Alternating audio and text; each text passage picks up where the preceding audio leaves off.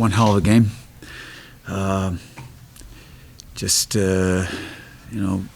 Hats off to Kansas City. What a tremendous performance they gave us, and a tremendous test. I'm just so proud of our guys. I think they responded well to the goals.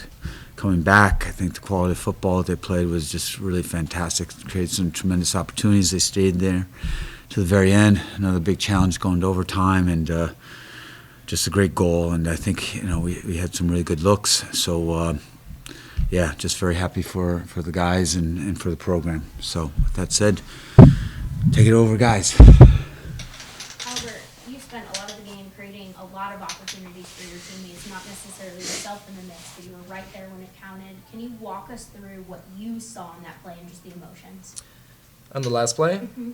I mean, we played a 100-minute football match, soccer match, and obviously we're all tired. We're looking for a way to end the game, and the fact that I was able to get the last one to help the team rest is everything I can dream of. Arnau, you've had a role in scoring some goals in these past 2 games, but what was it like to be able to play your midfield role and find Thorsen there for the winner? I don't know. I think the most important thing is we stay together all the game. Is what we've been talking about during these past 2 weeks and during all this past week, to stay together. And I think we are unstoppable when we play, as I said, together. So I could find Albert in that place. We've been working through these patterns during the week, so it's what we work, and it works.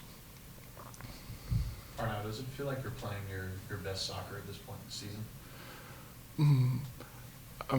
I don't know. Maybe it's because I scored 2 goals in the last 2 games, but I think I'm trying to doing my best, help the team, and on what I can do. So maybe, as I said, it's important here to score goals, but I think I have helped the team during all the season, so I don't know. I mean, let's look at it. I mean, Albert. Just because he's not scoring a goal doesn't mean he's not doing great stuff for us. It's been throughout the season. He's had other big goals for us, but at the same time, his performance throughout the season. But yeah, he's been pretty sharp. I mean, if you take away the first 10 minutes of the match against Cornell, after that, kept stepping into it, and I think you just did a great job today. So he's ready to take advantage of his opportunities there. But yeah, he played great. Sure. Albert, what's it like having someone like Arnau in the midfield who controls so much, but also can get that goal when you need it, or even get you the pass when you need it as well? It's like to have such a dynamic player in the center of the park. I mean, it helps out both me and the team, both offensively and defensively. I know every time Arnau gets the ball, I'm confident that he's going to keep it, and he'll find the best option, find the best spots to get the ball in as well. So as an attacker, every time he gets the ball, I know I can run in behind. I can find spots, and he'll find me. And of course, that's a really good feeling for an attacker. Albert, it has, up until today, it had been over a month since you guys had scored an open play goal. Was there a sense of relief after you guys got the first one? Because once you get the first one, it usually opens up. Yeah, I mean, after we conceded the first goal, we had a really good reaction and got our goal not too long after, and then we, as I now said earlier, we just stick with it, work together, and just kept pushing. And obviously, we want to score the first goal, but just the reaction we had to that goal and the way we were able to get our first goal in a long time from open play was really enjoyable. I think one of these situations is that if you stay with the process and you keep doing the right things, goals will come. And I think some of the struggles that it took for our guys to find those goals over this last month has maybe proved fitting that the quality of the goals and the quality of opportunities and entrances into their box that we had today was just fantastic. Some really good football. Any more questions for the student athletes? Yeah, Arnau, every single goal you scored this season has been in a major moment, whether it was the top 5 win at UNC or the past 2 playoff wins. What can you say about your ability to step up when it matters most? No, I don't know. The goals just came when you don't think about it. You don't focus on it. Just try to play, try to do your best for the team, and then they come. So obviously, have been very good moments, very important time or moments during the games. But I don't think it just. You have to stay calm, just play for the team, and everything will come. Big players make big plays in big games. That's the bottom line. And this is for all three of you. You know, first extra time match this season, and it comes with the season on the line. What was it like, you know, going into that moment? I mean, this is the first time I've ever played a golden goal overtime. So, I mean, obviously you're nervous, but it's a good kind of nervous. Your senses are even sharper. Like, you know, it's win or die. So, I mean, I think we all enjoyed it. I did. No, it's as already the same time I played an overtime, and well, we talked about it just before the start of the overtime. That stay calm. The feeling was that the chances were coming. The goal was coming. So just to stay calm and play as we always play, and finally it came. Why don't you guys pop out and then coach? Take care, big guys. Yep. See you later. Thank you. Thank you.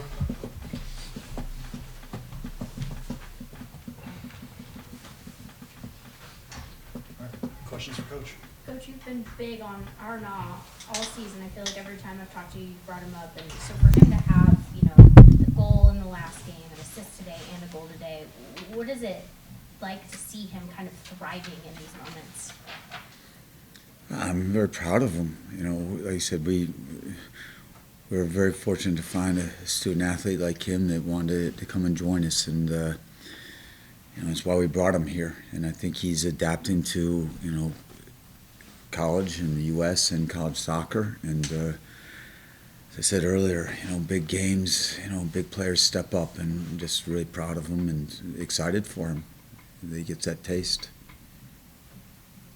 Jay, what was it like to see your team, you know, bounce back after the early goal, and then also just keep, I mean, even when they give it a goal in the second half, just keep playing and keep trying to make chances throughout the match? Seems like you guys really just went for it throughout the match, and the dead set mentality throughout. Is that what you saw on the field? Yeah, I mean, we spoke before after these other games, whether it was, you know, at Cal or whatever, it's like there's been these struggles for the team. But if you can react positively and learn from them, it's always a great situation. And we continue to grow. I think, you know, like you said, the Cornell game was a big one. There's a lot of struggles on that one that had them grow. It was the first game in 2 weeks, so it was a really big growth process. And this opportunity now to play another quality team, to be tested. I think we just, I got to believe that we can just continue to grow. You can see some of the good actions, but now there's a bigger belief and understanding that we can keep doing this. It doesn't have to fall right for us. Some things can go hard for us, and we'll be able to bounce back. So I think that's a really exciting thing to see your group do that and grow that way. Kansas City is one of the best offensive teams in the country, and obviously you guys are a very defensive-minded team. But I'm curious what challenges they really pose to you guys, especially without Jackson on the field. The thing was everything we knew they were going to be. The last 5-6 games they've won off of restarts. They're tremendous in transition, and that was what they asked of us. That we could have the ball. I mean, I'm not sure what the numbers are going to say in terms of possession, but I think it was pretty high. They didn't need to have the ball that long to be dangerous, and I think that's a common trait for them as they were playing throughout the season. That they didn't have to have the highest XG, they didn't have to have the highest possession rate or anything like that, but they could still damage you. And I think that's a sign of a quality team that had their own belief of how they were going to do things. So it was dangerous at all. They were dangerous at all moments. How much more fun was it to coach today with 11 instead of with 10? It was a different challenge. No, it was good. It was I think I'm really excited that we're alive to play with the full 11 this time. Excited to have Jackson back for the next match. I think I think the sad piece was we're about to enter Miguel, and he tweaked his groin at halftime doing the warm-up to start the game. So that was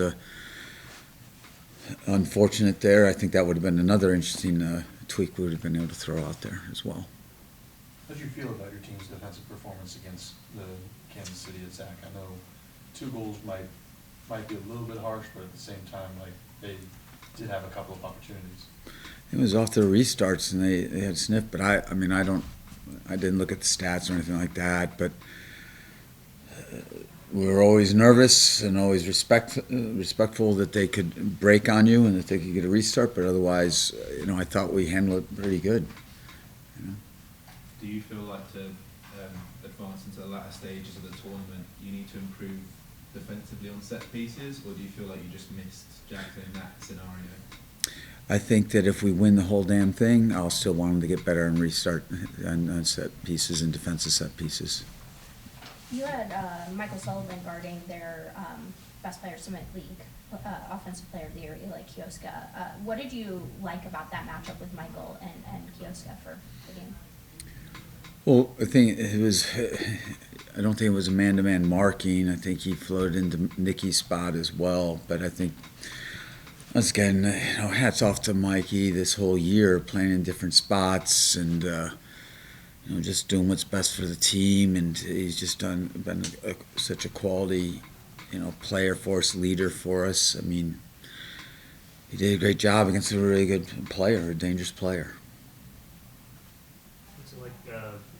Obviously making the Elite Eight for 4th time in the past 5 seasons. I mean, what does it mean to have not only guys you brought in this season to bolster the team, but also guys like Mikey and Guillerme and Mateo and even Jackson who have had the experience in previous years to just combine that and be as successful as you have been this season? Yeah, it's the same old story. A testament to that group, that leadership group, who decided that. Last year was, most teams are very excited to get an NCAA tournament, and they didn't think that was enough, and the way we performed and competed wasn't of quality. And they led throughout the spring, the summer, and, this whole year. They've stayed through those struggles, and they've done a great job. And I'm really excited that they're back in that, in that space, and that environment, and that opportunity to play again, to be at home. Yeah, it's a pretty good story so far.